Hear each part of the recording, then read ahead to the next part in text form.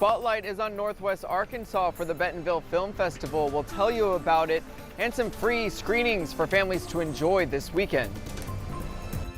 And that heat is here. You can see later this afternoon, going to feel like the triple digits in the River Valley, mid to upper 90s in Northwest Arkansas. And that's not going away anytime soon. We'll talk about what the heat's going to look like for the rest of the month coming up in just a little bit. And a federal appeals court rules President Trump can keep California's National Guard under federal control.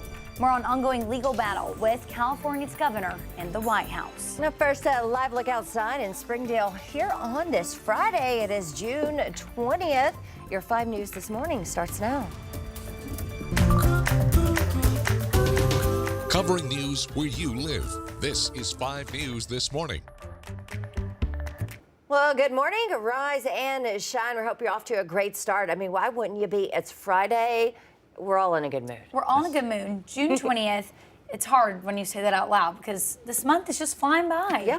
Yeah, this month is flying by. June 20th, first day of summer at 9:42 p.m. officially, but why don't call it the first day of summer? It's Friday. I think that's appropriate. Yeah. And it certainly feels like summer as you walk out the door this morning. We'll show you what it looks like across Northwest Arkansas and the River Valley, seeing that sunrise. We've already passed technically the earliest sunrise of the year, technically at 5:59 right now. This morning it was at 6 a.m., so minute difference. But you can see that sun rising across Northwest Arkansas and seeing plenty of blue sky here in Northwest Arkansas. Maybe a little bit of thin cloud cover there in Bentonville starting to move in. Fort Smith, Ozark, and Poto, you're seeing some blue sky as well, some kind of more puffy cumulus clouds in Ozark. Those will eventually make its way out. You can see a little bit of that thin cloud cover kind of moving across the region and those puffy cumulus moving through the River Valley. Then eventually we'll see some sunshine this morning, and then those clouds will unfortunately slowly build back in during the afternoon. Rain chances, you notice, well, 0 here for the next 4 days. Tuesday and Wednesday will be very isolated. So what does that mean? We're going to be seeing plenty of sunshine, plenty of heat, and unfortunately plenty of humidity. Going to feel like the low to mid 90s as you saw earlier in Northwest Arkansas this afternoon, as high as 105 in the River Valley, and that trend's not going away anytime soon. So be safe out there if you're spending time outside. We'll take a live look at traffic here. We're going to go along I-49 at US 71B at the interchange there. Good morning to you there in Fayetteville. Not looking too shabby on this Friday morning. No incidents to report. Again, make sure to be careful in that heat. We'll talk about those heat indices, what they'll look like, and if there's any further rain chance in the forecast coming up in just about 15 minutes. Joe and Tiffany. All right, thank you, Danny. Well, the spotlight on Bentonville for the 11th annual Bentonville Film Festival. They're rolling out the red carpet, showcasing everything from star-studded premieres and all kinds of films, any you can think of. Yeah, 5 News reporter Jacob Luthi is live in Bentonville. And Jacob, the festival's been buzzing all week. Good morning. Yeah, it's been buzzing all week, and it's going to continue. Now, the Bentonville Film Festival has filmmakers from all over the country competing in different film categories. But earlier this week, we've seen some celebrities. Al Roker, weather person and anchor of the Today Show, was here. Brenda Song, former Disney Channel star and actress, is going to be here tonight. She'll be having a conversation with some people, as well as Olympian Allison Felix. So all sorts of people descending onto Bentonville for this film festival. Now let me go ahead and tell you a little bit about what it really is. Now, the Bentonville Film Festival is a nonprofit, and they're committed to elevating underrepresented voices in entertainment. They're the ones behind this festival. New this year is a homegrown category. They're shining a spotlight on talented Arkansas filmmakers. The festival features question and answers, industry panels, and plenty of networking opportunities for creators. President Wendy Guerrero says that this event is really a great opportunity to hear from the storytellers themselves. Getting up close and personal and hearing their story, why they're doing what they're doing, what made them, create these new projects like Al's introducing today. I think it's just really great to be in the community and share their story. Now, there are some free screenings going on today at the Momentary. It starts at 5:30.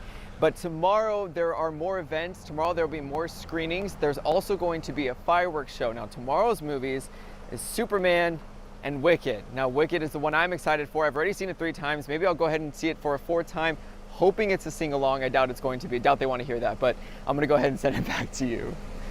Well, Jacob, you just sing along anyway. Oh, yeah, for sure. All right, well, on another note, Juneteenth celebrations will continue into this weekend. And right here in our area, there are quite a few of them. Yeah, no matter where you live, we got one close to you. We've got you covered. Let's take a look. University of Arkansas hosting their celebration there at the Gardens Saturday from 1 to 5. In Springdale, the 5th annual Freedom Festival is from 2 to 9:30 in George Park. And the Rhythms of Resilience March is taking place on Sunday from 1 to 4. Well, in continuing coverage, a former Washington County deputy originally charged with murder will now face a lesser charge. Stephen Grindstaff was originally charged with first-degree murder, aggravated assault, and felony with a firearm, to which he pleaded not guilty. He's accused of shooting and killing Scotty Stacy during a 2023 traffic stop. According to an amended felony information sheet filed this week, the murder charge was changed to a manslaughter charge. Grindstaff's trial is set to start on Monday. A Washington County man behind bars this morning in connection to a deadly meth overdose. Michael Wade Crump faces charges of first-degree death by delivery and tampering with evidence after allegedly giving meth that caused a fatal overdose on March 25th. Authorities say he destroyed drugs, a phone, and concealed the crime scene to hinder the investigation. He remains held on a $250,000 bond. His court date is set for July 9th.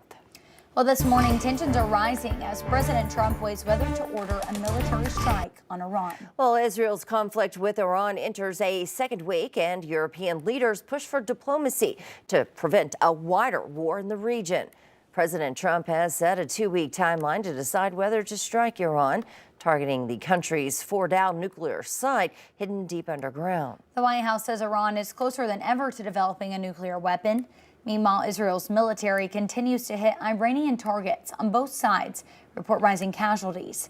Today, Iran's foreign minister is meeting with European officials in Geneva, hoping to de-escalate the violence. Well, California's National Guard will keep watching federal buildings in L.A. after a big legal win for President Trump. A new court ruling backs his use of military force without the governor's approval. Overnight, a 3-judge panel unanimously ruled that President Trump likely had the legal right to federalize California's National Guard during protests without the governor's permission. It all comes as immigration raids across the country continue, with a focus, according to the administration, on sanctuary cities. They knowingly release public safety threats, illegal aliens to the community every day.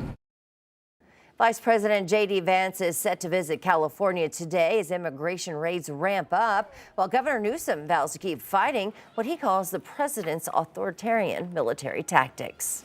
Well, here at home, federal immigration officers detained a Fort Smith man Wednesday, moments after approving his application for legal residency. Julio, the name of the man detained, arrived in the U.S. in 2003 and now faces detention in Louisiana as his family waits for answers. Susan Dole, a Rogers-based immigration lawyer representing Julio and his wife, attended their citizenship interview Wednesday in Fort Smith. Julio's petition was approved on the spot, advancing his path to residency. But as they left, Dole says ICE agents were waiting with the warrant and immediately detained him. Julio has no criminal record and is being held in the Sebastian County Jail, awaiting transfer to Louisiana. Eminently qualified for the benefit that he is seeking. We just were working that pathway, doing it the way that the law had set out for us to do it. And even those people are now being blocked for being able to legally immigrate when they absolutely qualify. Dole plans to seek a bond hearing to secure Julio's release and continue fighting his case.